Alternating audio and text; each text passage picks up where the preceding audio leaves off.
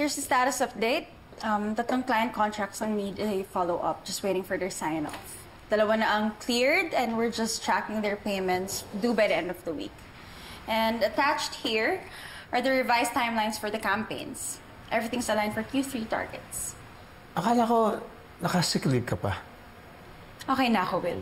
Sayang ang oras. Marami pa tayong dapat habulin. And I just want to show you that I can still be professional.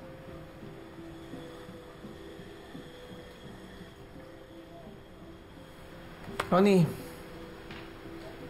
what if mag-resign ka na lang? I mean, if you need a letter of recommendation, a referral in your next job, I'll be more than happy to do it. Just for your own peace of mind. No, this is still my job. I earned this place well. Personal is personal.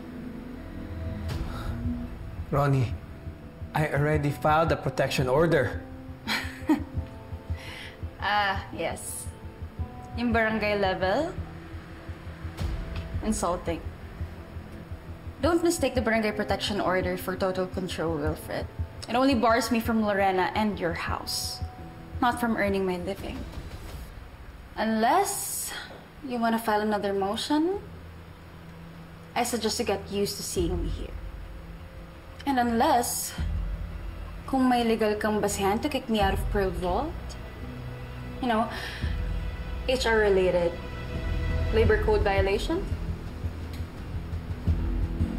then kung wala, I'll be at my desk.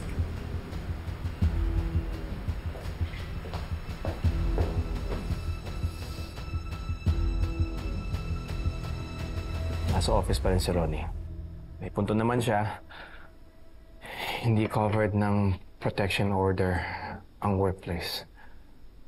But the way she behaves, it's as if nothing happened. Parang normal lang. Eh kung hindi na naman niya tayo ginugulo. Pero ikaw ba? Okay lang sa'yo na makasama pa rin kayo sa opisina? Yeah, I'm okay. So far, wala namang siyang ginagawang violation sa office. She makes one wrong move. Magkakagrants ako para i-terminate siya.